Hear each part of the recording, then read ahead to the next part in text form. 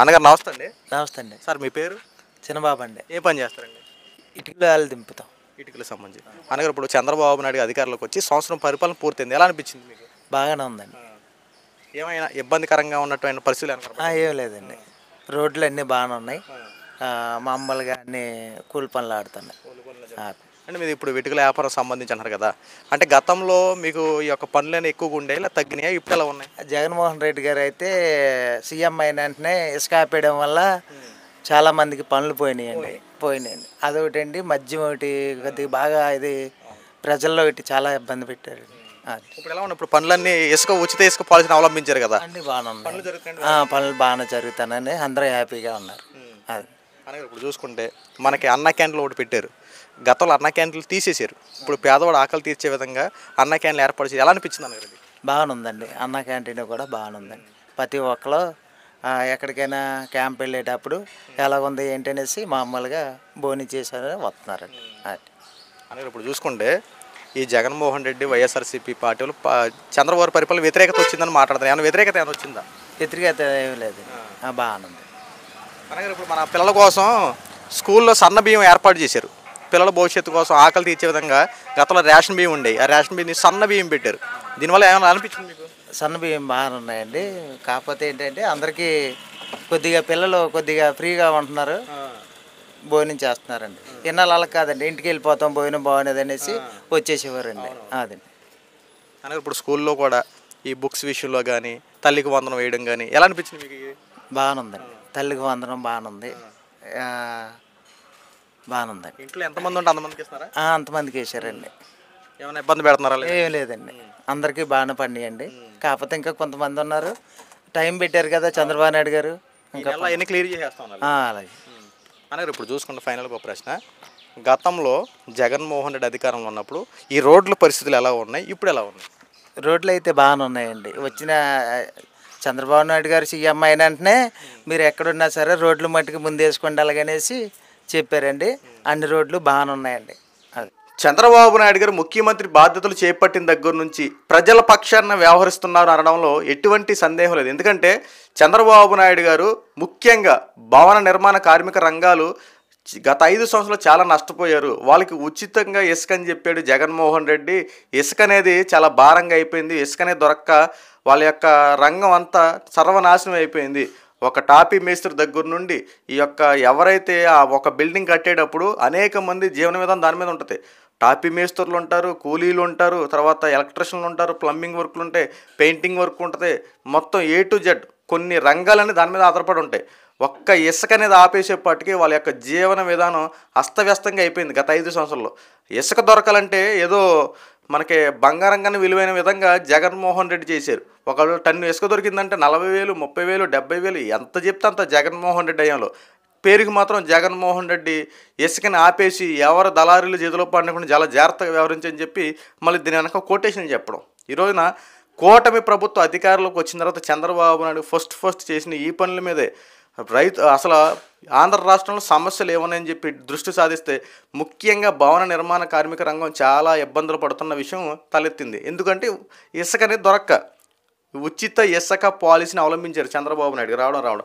ఉచిత ఇసుక పాలసీని అవలంబించి రైతులకి ఎవరైతే ఈ యొక్క శ్రామికులు ఉన్నారో కార్మిక రంగంలో ఇలా ఉన్నారో వీళ్ళందరికీ ఇసుక అనేది ఫ్రీగా ఇస్తే ఈ యొక్క పారిశ్రామిక రంగం అభివృద్ధి చెందే విధంగా ముందుకెళ్తూ ఉంటుందని చెప్పి ఉచిత ఇసుక పాలసీని అవలంబించి చక్కగా ఇస్తే దీని వెనక కూడా వైఎస్ఆర్సీపీ పార్టీ వాళ్ళు బురద జల్లే వ్యాఖ్యలు చేస్తూ ఉన్నారు. ఇదిగో చంద్రబాబు నాయుడు ఉచిత ఇసుక అని చెప్పి వెనక డబ్బులు వసూలు చేస్తూ ఉన్నాడు. ఇదేనా ప్రభుత్వం ఎలాగైనా చేయడం అని చెప్పి ఎన్ని రకాల విమర్శలు చేశారో ఒకసారి చూడండి.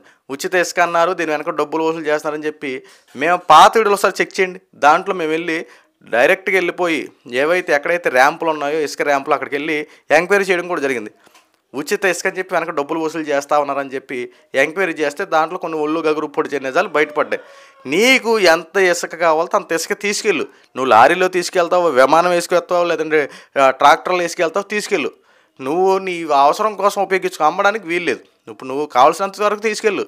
నీ బిల్డింగ్ కట్టుకోవడానికి లేదా నీ దేనికి ఉపయోగించుకుంటున్నావో అంతే తప్ప నువ్వు తీసుకెళ్ళి వేరే వాడు అమ్మడానికి వీల్లేదు. నీకు ఎంత ఇసుక కావాలో అంత తీసుకెళ్ళు. కానీ ఇక్కడ ఏం చేయాలి? అక్కడ ఉన్నటువంటి ప్రొక్కులైన వేస్తుందో లేకపోతే కూలీలు ముఠా కూలీలు ఎవరైనా వేస్తారో వేసినందుకు వాళ్ళ ఖర్చు నువ్వు వేయించుకోవాలి. లేకపోతే నువ్వు తోకొని వేసుకుని ఒప్పుకుంటే వేసుకో. ఇంతే తప్ప డబ్బులు ఎందుకు వసూలు చేస్తారు? అక్కడ జరిగినటువంటి మెయింటెనెన్స్ ఛార్జెస్ ఎవరైతే చేస్తున్నారో వాళ్ళు తీసుకుంటారు తప్ప ప్రభుత్వానికి ఒక్క రూపాయి మీరు పే చేయట్లా.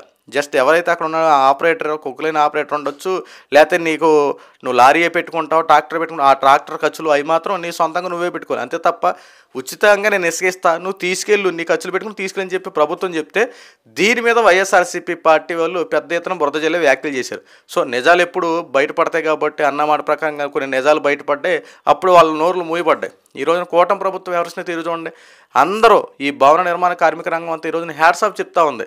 అయ్యా చంద్రబాబు నాయుడు గారు, మా యొక్క కష్టాన్ని విని మాకు ఫస్ట్ ఈ ఉచిత ఇసుక పాలసీని అవలంబించి మా యొక్క రంగాన్ని అభివృద్ధి చేసినందుకు మీరు చల్లగా ఉండాలని చెప్పి చాలామంది పోగొడతా ఉన్నారు. ఇప్పటికైనా సరే జగన్మోహన్ రెడ్డి ప్రజలకు ఏది అవసరం అది చూడాలి ముందు. అంతే తప్ప రావడం స్కూల్లో పెయింటింగ్లు మార్చడం, లేదంటే పేర్లు మార్చడం, ధ్వంసం చేయడం, ఏంటిది? అధికారంలో రావడం నువ్వు చేసిన పనులేంటి? దాన్ని ధ్వంసం చేసావు. అధికారంలో రావడమే ధ్వంసాలతో మొదలైంది. నీకు అన్న క్యాన్లు ధ్వంసం చేసావు, రకరకాలుగా ధ్వంసాలు చేసుకుంటూ వచ్చావు. అంతేకాకుండా పేదవాడు ఆకలి తీర్చి అన్న క్యాంటీన్లు ఏం చేసినాయా జగన్మోహన్ రెడ్డి?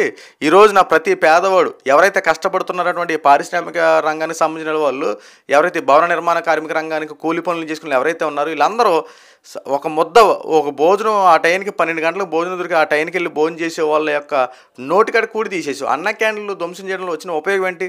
మొత్తం ఆపిచ్చేసావు. దానివల్ల వచ్చినటువంటి నీకు నష్టం ఏంటి? ప్రభుత్వం తన సొంత ఖర్చుతో పేదవాడు ఆకలి తీర్చలేదా? ఎంతసేపు మీ ప్రభుత్వం అధికారంలో ఉన్నప్పుడు దాచుకో పంచుకున్నటువంటి కాన్సెప్టే తప్ప ఒక పేదవాడు ఆకలి తీర్చే విధంగా చర్యలు తీసుకుందని చెప్పి ఇలాంటి ఆలోచనలు లేవా? ఎంతసేపు ఈ బురద జల్లే వ్యాఖ్యలు శవరాజకీయాలు చేసుకుని ముందుకెళ్ళేది తప్ప ప్రజల పక్షాన వ్యవహరించి ప్రజలకు కావాల్సిన విధానాన్ని లైన్ చేద్దామని చెప్పి కనీసం మినిమం ఆలోచన లేకపోతే ఎలాగే జగన్మోహన్ రెడ్డి గత 5 సంవత్సరాలు ఏం చేశారు మీరు? పథకాలు ఎంతమంది పథకాలు ఇచ్చారు చెప్పండి? ఎన్ని రకాలుగా మీరు పథకాలు ఇచ్చారు? ఏం చేశారు? ఒక్కసారి ఆలోచిస్తే ఆటో వాళ్ళకి 10,000, సెలూన్ షాపులకు 10,000, కూరగాయలు అమ్ముకునే వాళ్ళు 10,000, వాళ్ళకు 10,000 ఇచ్చేవారు. రైటే కాదంట్లా ఇచ్చేసావు. ఇచ్చి ఆటోలు 10,000 ఇచ్చినట్టు ఇచ్చి మరో చేత్తో డబ్బులు ఎందుకు లాక్కున్నావు? కూరగాయల షాపుడు 10,000 అని చెప్పి ఇంకో చేత్తో ఎందుకు లాక్కున్నావు? ఎందుకంటే ఇక్కడ ఏంటంటే జగన్మోహన్ రెడ్డి ఇచ్చినట్టు ఇచ్చి పన్నుల రూపంలో వసూలు చేయడం ఒకటైతే, జగన్మోహన్ రెడ్డి ఆటోలకు 10,000 ఇచ్చి ట్రాఫిక్ ఇన్స్పెక్టర్ దగ్గర నీకు ఆ పేపర్ లేదు, ఈ పేపర్లు అది లేదు, ఇది లేదని చెప్పి మళ్ళీ ఇటు రివర్స్లో లాక్కుంటున్నాం. ఇలాగా ఏది చూసినా సరే ఒక చేత్తో ఇవ్వడం, మరొక చేత్తో లాక్కోవడం. ఇలా 5 సంవత్సరాలు వైఎస్ జగన్మోహన్ రెడ్డి దాచుకో పంచుకో అన్నట్టే ఇచ్చినట్టు ఇచ్చి లాక్కోవడం సరిపోతుంది తప్ప ఆంధ్ర రాష్ట్ర ప్రజల కోసం వ్యవహరించిన తీరు ఎక్కడ కనపడింది చెప్పండి? ఎంతసేపు వైఎస్ జగన్మోహన్ రెడ్డి గారు మీరు అధికారంలో ఉన్నప్పుడు ఏది చేశారనే పేరే కనపడుతుంది తప్ప చేసిందంటే ఏమీ లేదు. ప్రజలు గ్రహించారు. మీరు అనుకున్నారు 175 సీట్లు నాయని చెప్పి చాలా ఎక్స్పెక్టేషన్తో ఉన్నారు. అంతేకాకుండా మీరు ముఖ్యమంత్రి ప్రమాణ స్వీకారం వైజాగ్లో కూడా ఫిక్స్ అయిపోయి బీచ్ సమీపంలో పెట్టబోతున్నారని చెప్పి అది కూడా ఫిక్స్ అయిపోయారు. ఆఖరి కట్ చేస్తే ఏమైంది? కూటమి ప్రభుత్వం అధికారంలోకి వచ్చిన తర్వాత వాస్తవాలు భయపడ్డాయి. ఎందుకంటే మేము అది చేస్తాం ఇది చేస్తామని చెప్పాం, ఏది చేయలేకపోయాం. కానీ ఈ రోజున కూటమి ప్రభుత్వం అన్నీ చేసి చూపిస్తుందని చెప్పి ప్రజలు తెలుసుకున్నారు. ఈ రోజున కూటమి ప్రభుత్వం మళ్ళీ వచ్చే 29లో కూడా గెలుస్తున్నారనడంలో ఎటువంటి సందేహం లేదు. అన్న మాట ప్రకారంగా ఒక్కొక్క పథకాన్ని అవలంబిస్తూ ముందు కొనసాగుతున్నారు. రాబోయే రోజులు ఎంతకన్నా మెరుగైన పరిపాలన అందుతుంది. చూడండి రాబోయే రోజులు ఎలాంటి పరిపాలన అందిస్తారో. వైఎస్ జగన్మోహన్ రెడ్డి కోలుకొని దెబ్బ పడడం మాత్రం గ్యారంటీ. ఆల్రెడీ ప్రజాస్వామ్యంలో ఉన్నాం మనము. ప్రజాస్వామ్యం అంటూ నువ్వు వ్యవహరిస్తూ తీరు ఒకటే, అంతేకాకుండా మమ్మల్ని ఎవరేం చేస్తారన్నట్టు బెదిరింపు చర్యలు ఒకటే, అంతేకాకుండా డబ్బు ఉన్న విధానాంతా లెక్కర్ స్కామ్లు దోచుకోవడం కానీ ఒక్కటొక్కడికి బయటపడితే ఖచ్చితంగా తప్పు చేసిన ఎవడైనా సరే శిక్ష అనుభవించాల్సిందే.